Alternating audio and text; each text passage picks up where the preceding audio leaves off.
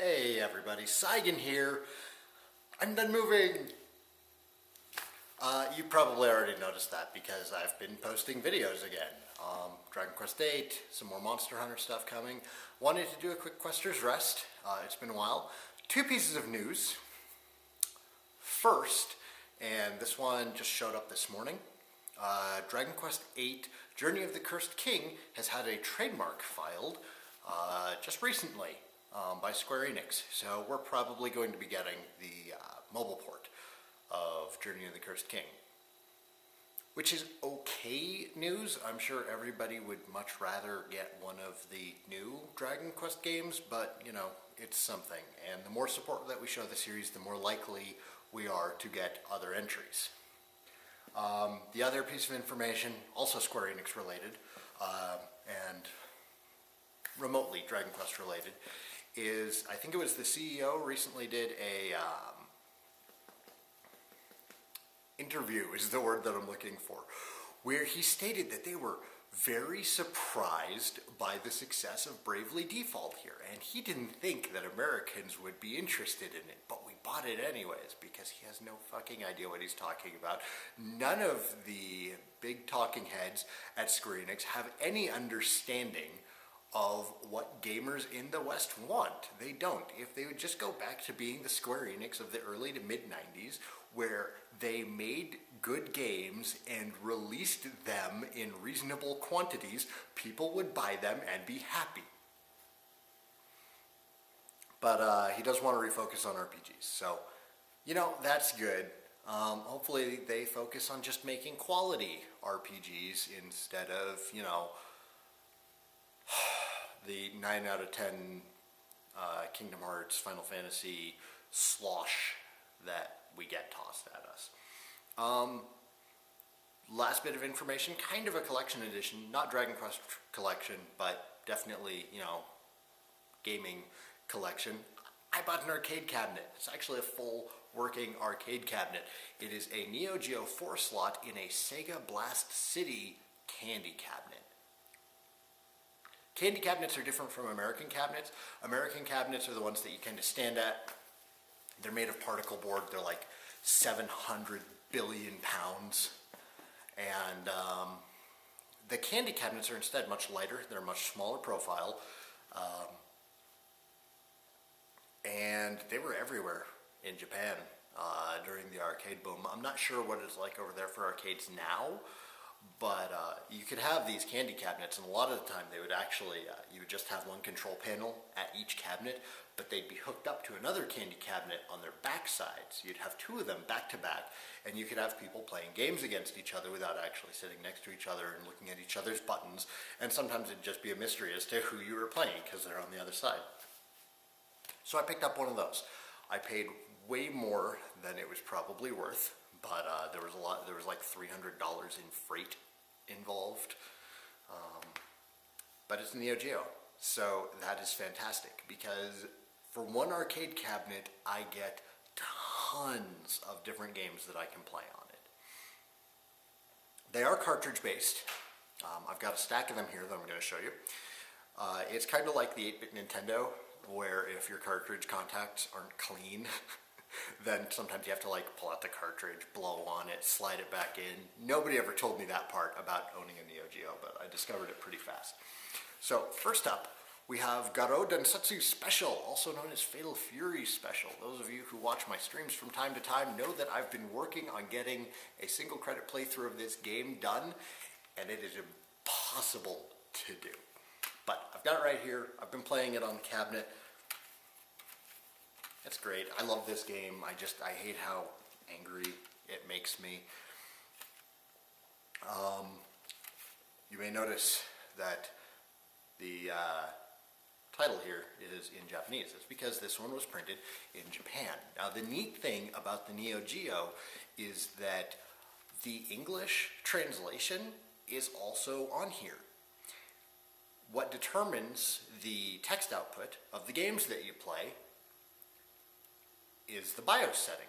If you set your BIOS to be American, then it'll play games in English. So you can buy any Neo Geo game and You can play it in English so long as you've got your BIOS set to English. It's fantastic. I imagine that like arcades could probably come back if they were to go back to the Neo Geo method of just having one standard type of machine be a really super powerful console, and then just, you know, make it really easy to swap out the games. And localization. Oh my god, why don't we just create games in multiple languages when we're making them? And not have region lockouts. There is no region lockout on the freaking Neo Geo. The King of Fighters, 95. Same thing, but 94, which is the original King of Fighters.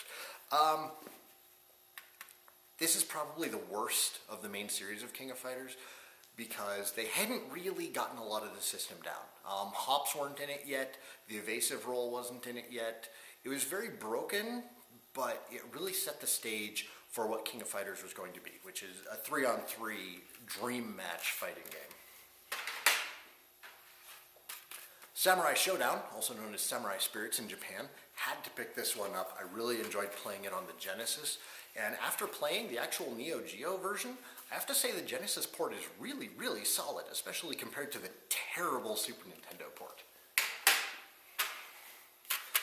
Football Frenzy, American football game. It's not bad. There's nothing really special about it, but Reggie came over the other week and we were having a lot of fun playing it. More for goofiness. We don't really understand a lot of the intricacies of the game, but, you know, still fun. 8-Man. This is a side-scrolling beat-em-up. It feels very similar to me to Altered Beast, although I'm going to have to say that Altered Beast I think was better than this. And I say that not as a fan of Altered Beast. Like, there's probably people who like this. And it's actually based on like a 1950s manga, like a really, really old manga that had a really old Sendai-style TV show. Never heard of it, never read it. The game is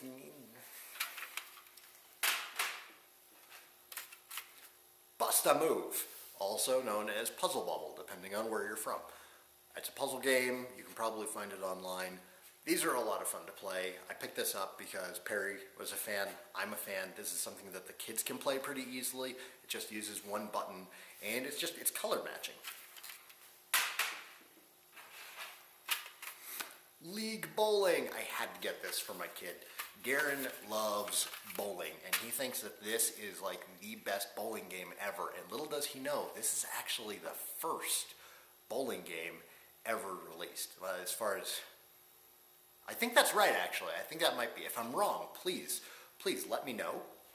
And, you know, I'll just correct it in the comments. But this one was cool because it actually had a system link, an arcade cabinet system link, where you could have like 4 to 8 arcade cabinets hooked up, all playing League Bowling against each other.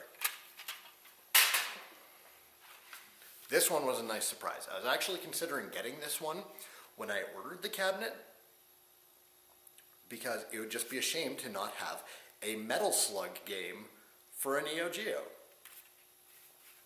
Metal Slug X is regarded to be one of the better ones, alongside like Metal Slug 3. Personally, I really prefer the first one.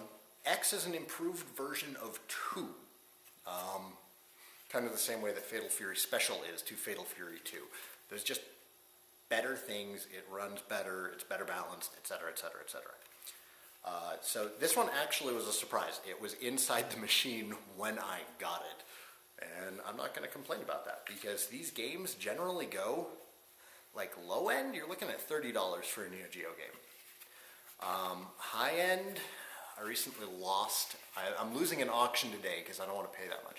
Mark of the Wolves goes for bare minimum $200. It's a really good game, but I can't really convince myself to spend $200 right now when I've already purchased my baby. Let's take a closer look at her.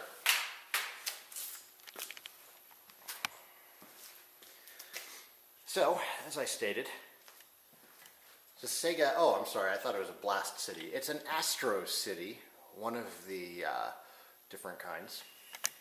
There's several different manufacturers of candy cabinets.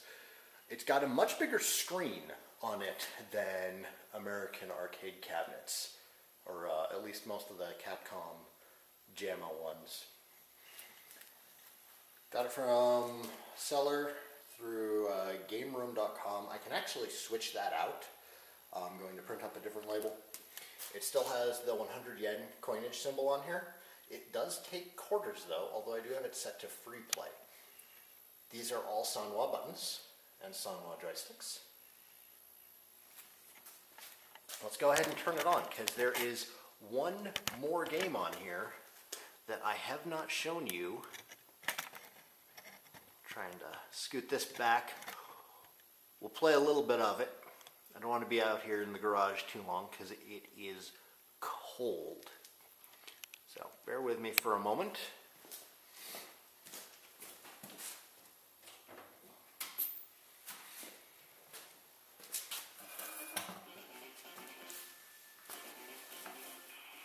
That's right.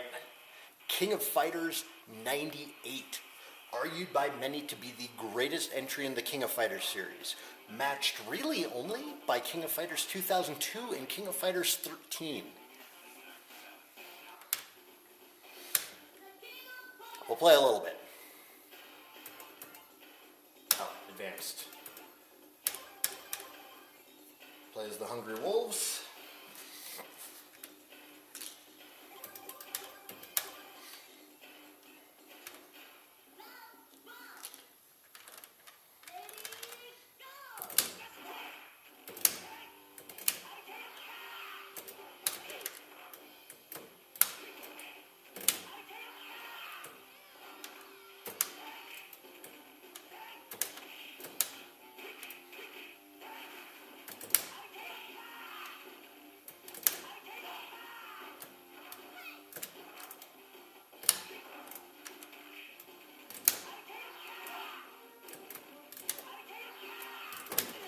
Oh, there goes my perfect.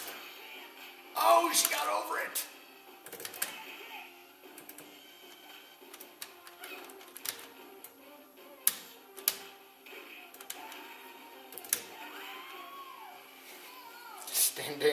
Standing C.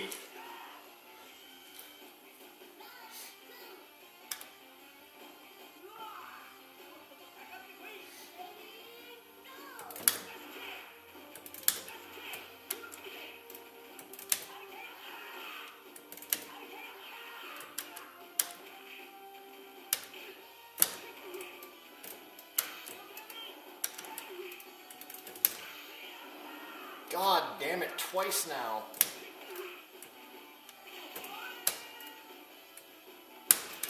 Oh, grab me out of the roll.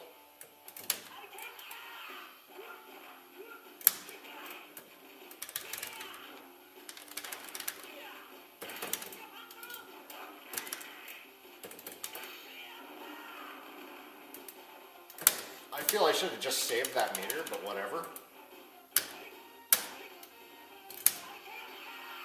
Get out of here. Get out of here. Give me that timeout. Yes! Alright. I'm just going to try and build meter this next round because Joe's not going to win.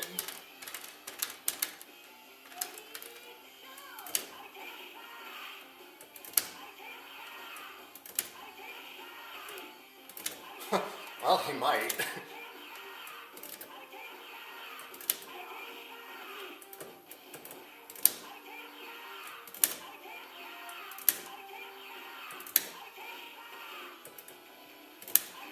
Oh, there it is. Clark was like, stop that.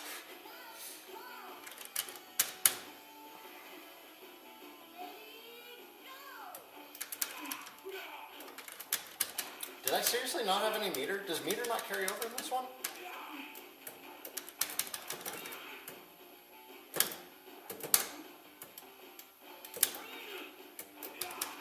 Oh, too late.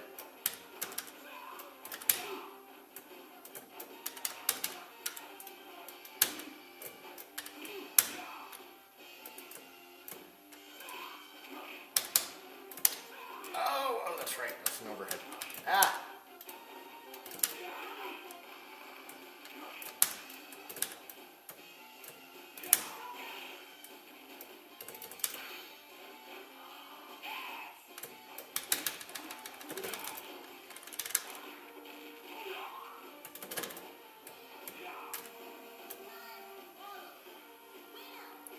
So there we have it. Saigan's super awesome Neo Geo system. Thanks for joining me, everybody. I'll see you all next time. More Dragon Quest content coming. Going to be doing a lot more Monster Hunter Freedom, Monster Hunter 3 Ultimate game streams as well. Seems a lot of people are still interested in seeing that one. So I plan on making a full return to that. Been getting a lot of Dragon Quest 8 knocked out today. I got like 2.5 hours recorded for Dragon Quest 8. So, more of that coming. Thanks for watching. I'm your host, Saigan. See you all next time. If I can turn off this camera.